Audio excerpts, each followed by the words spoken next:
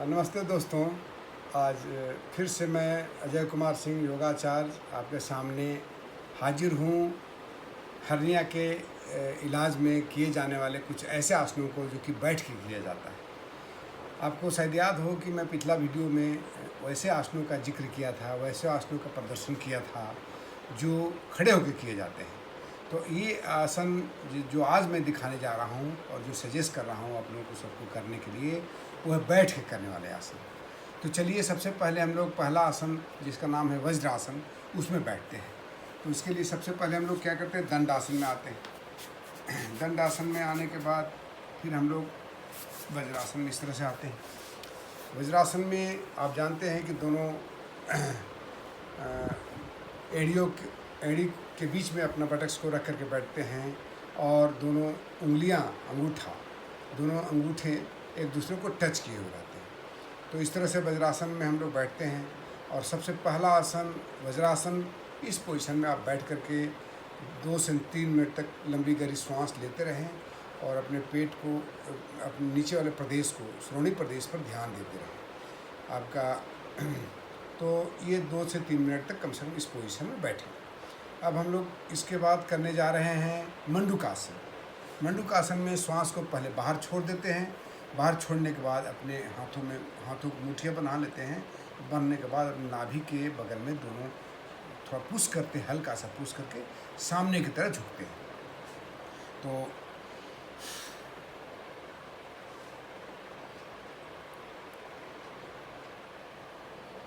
इस पोजीशन में जितना देर कंफर्टेबली रह सकते हैं 30 सेकंड से 30 सेकंड तक, फिर आप आ जाइए। पुनः रिपीट करें।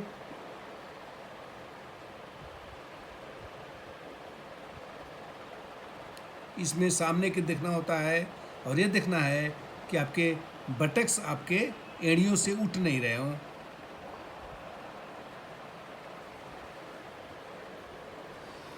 इसको चाहे तो आप दोनों हाथों को एक दूसरे के ऊपर में इस तरह से रख करके, और इससे भी आप नाभि को अंदर में दबा करके पुश करके भी आगे की तरफ झुक सकते हैं। श्वास वैसे ही बाहर किए रहेंगे। यहाँ जाने के बाद आप श्वास को नॉर्मल भी कर सकते हैं।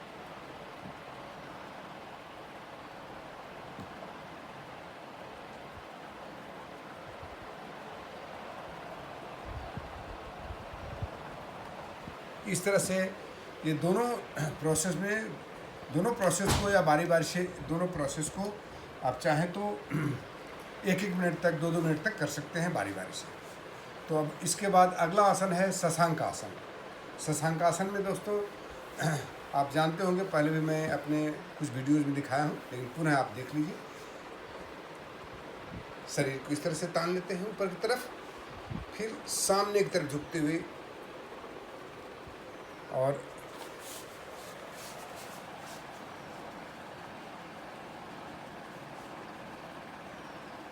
इस पोजीशन में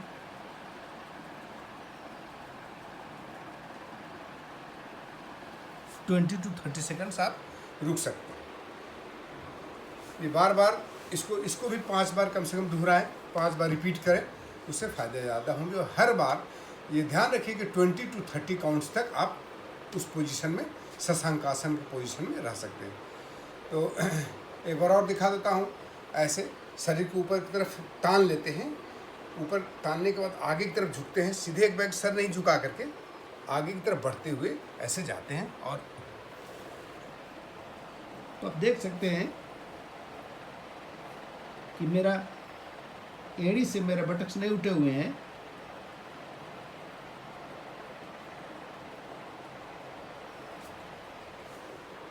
किसी को यदि इसमें परेशानी हो रही है तो आप दोनों पैरों में थोड़ा गैप भी करके ऐसे भी आप इसको कर सकते हैं।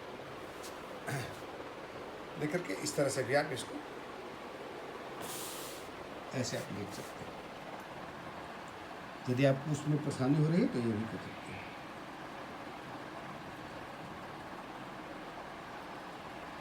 तो शशांकासन का ये अगला प्रारूप है।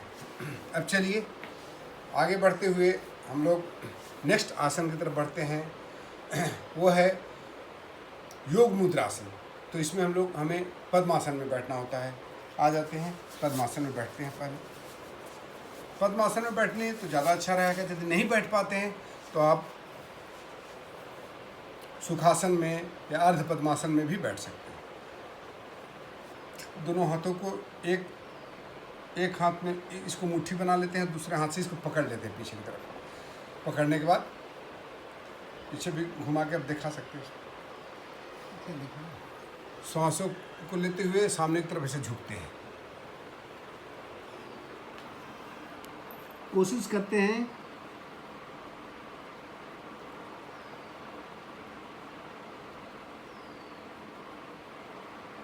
फिर सांस लेते हुए ऊपर की तरफ ऐसे आ जाते हैं। इसमें अवेयरनेस के साथ में करना है। नीचे जब झुकते हैं तो ये सोचते हुए, ये फीलिंग के साथ में कि मेरी जो कुंडलिनी शक्ति मूलाधार चक्र में है वो हमारे सहस्त्रार चक्र की तरफ बढ़ रहा है। तो इस तरह से, और जब हम लोग उठते हैं, इस पोजीशन में आते हैं, तो ये फील करते हुए कि सहस्त्रार चक्र से कुंडलिनी शक्ति पुनः मूलाधार चक्र तक जा रहा है।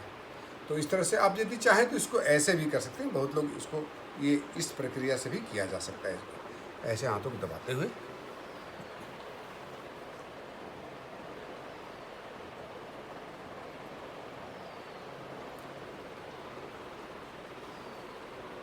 और तीसरा प्रकारांत है, आप इस तरह से दोनों हाथों को आपस में पीछे इस तरह से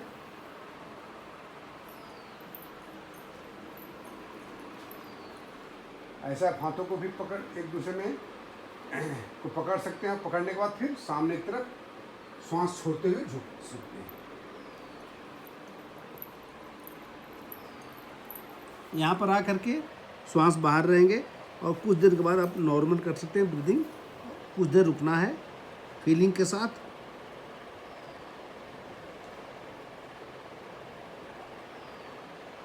फिर श्वास अंदर भरते हुए ऊपर की तरफ ऐसे आकर बैठ जाते हैं। इसको भी 3 to 5 टाइम्स जरूर करें। अब अगला आसन है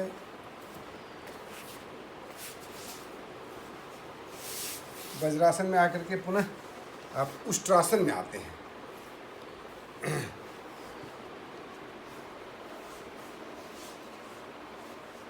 पूरी शरीर को देख सकते हैं, इसलिए मैं इस पोजीशन को चेंज कर लिया।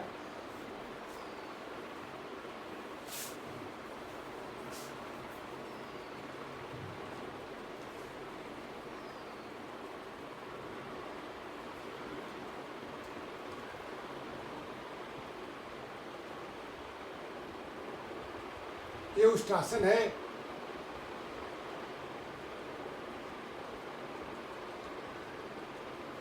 इसमें चाहे तो आप 1 मिनट तक रह सकते हैं इसे पोजीशन में।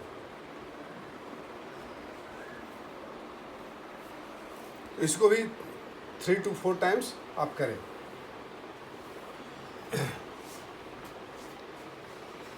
दोस्तों, अगला आसन हम लोग जो यहाँ दिखाने जा रहे हैं वो है मार्जरी आसन। मार्जरी आसन में इसको कैट एंड काऊ पोज भी कहा जाता है। तो इस तरह से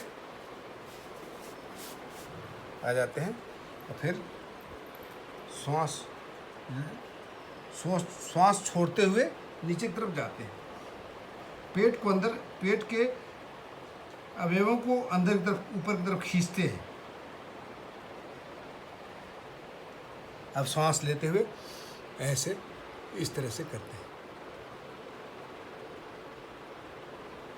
देख सकते हैं, मार्जरी आसन या कैट एंड काऊ पोज कहा जाता है इसको।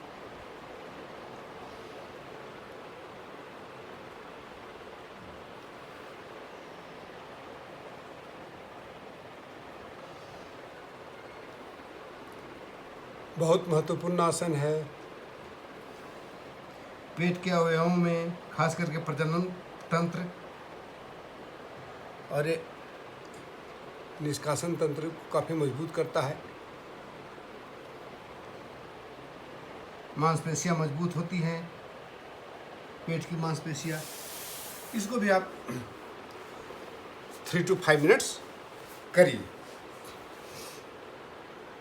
अगला आसन जो हम लोग करने जा रहे हैं उसका नाम है पश्चिम तानासन। बहुत महत्वपूर्ण आसन है। दोनों हाथों को इस तरह से ऊपर ले जाएंगे और फिर श्वास भरते हुए इस पोजीशन में पूरा ब्रीद इन, उसका ब्रीद आउट करते हुए आप नीचे की तरफ बढ़ते हैं और इसको आकर के यहाँ इसको अंगूठे को पकड़ते हैं और कोशिश करें कि जितना नीचे आप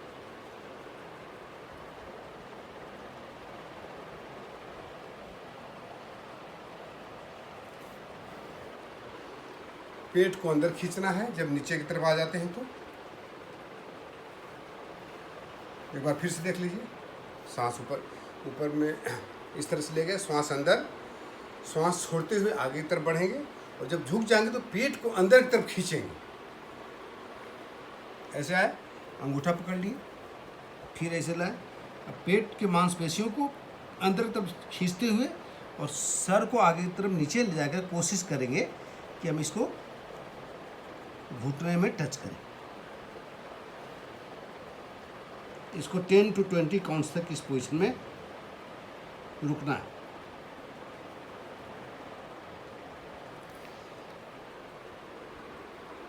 इसे आप अगेन 3 to 5 टाइम्स कर सकते हैं, करना चाहिए रहता है।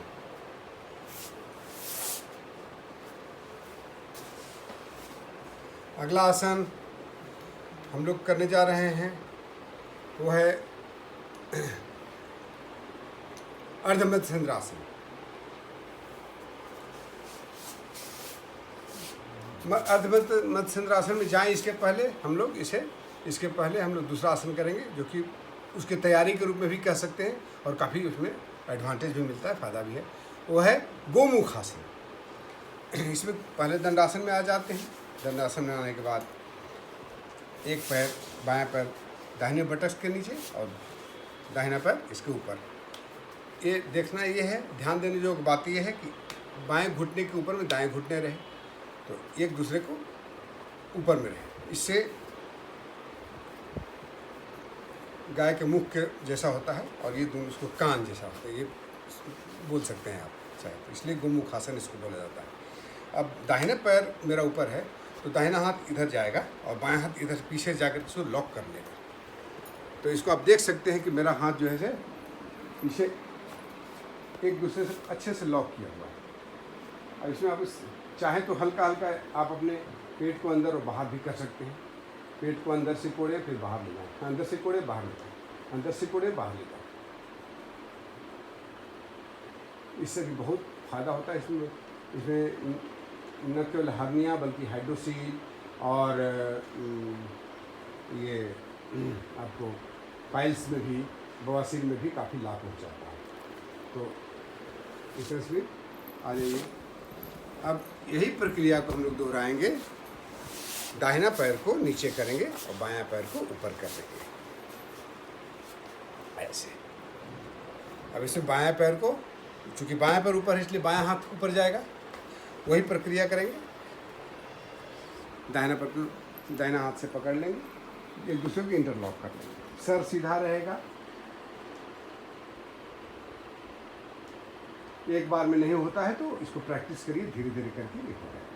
इस तरह से इस पोजीशन में 1 से 2 मिनट तक बैठिए, बाएं पैर के ऊपर रख करके फिर दाएं पैर के ऊपर रखें। तो चलिए, ये गोमुखासन हुआ। अगला आसन रहेगा अर्ध मत्स्येंद्रासन। अर्ध मत्स्येंद्रासन में क्या करेंगे,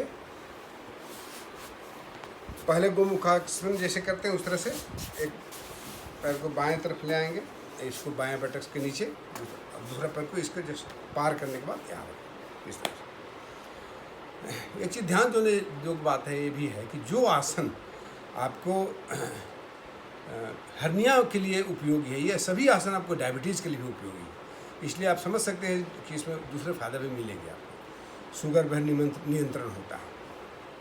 अब इसमें क्या करेंगे कि दाहिने पैर चूँकि ऊपर है इसके, इसलिए दाहिने हाथ को पीछे की तरफ ले जाएंगे और दूसरे हाथ, उल्टे हाथ को इसको लपेट लेंगे इसे और इस तरह से पुश करके कंधे के ऊपर से देखेंगे।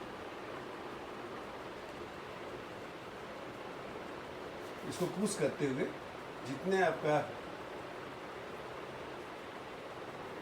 प्रेशर स्टोमक पर पड़ रहा है, नीचे स्टोमक के निचले भाग पर प्रेशर हम दे रहे हैं। इसको 1 मिनट तक आप इस पोजीशन में रहें, फिर आप दूसरे हाथ को इसी तरह से जस्ट अपोजिट करना होगा। दाहिना पैर को बाएं बटक्स के नीचे और बाएं पैर को दाहिने घुटने के पास पार करके। अब बायां हाथ चूँकि बाएं पैर ऊपर है, इसलिए बायां हाथ को ले जाएंगे पीछे, फिर इस तरह से चल करके कोशिश करेंगे जो हाथ नीचे है, जो हाथ पीछे की तरफ है, उसको ऊपर से देखने की कोशिश करेंगे ताकि प्रेशर भी हमें पड़े।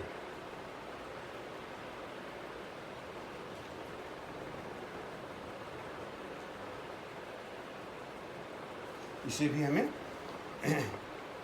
दोनों पोजीशन 1-1 मिनट तक रखना है। तो दोस्तों, आपने देखा कि हमने बहुत सारे ऐसे आसन किए जो कि बैठ के किए जाने चाहिए, खास करके हर्निया के इलाज के लिए। अब आज का ये बैठने वाला आसन हम समाप्त करते हैं और अगला नेक्स्ट वीडियो जो मेरा आएगा वो है स्लीपिंग पोज में, सुपाइन पोज में खास करके कौन कौन से आसन हमारे हर्निया के लिए, और ख़ास में उसमें एडिशन भी कर देंगे कि डायबिटीज़ में भी वो फ़ायदे करते हैं। तो कल हम या अगला वीडियो जो भी मेरा आएगा उसमें हम लेट के करने वाले स्लीपिंग पोज में करेंगे। तो धन्यवाद दोस्तों, यदि ये वीडियो आपको पसंद आया होगा तो इसे ज़रूर लाइक करें, शेयर करें। धन्यवाद, जय हिंद।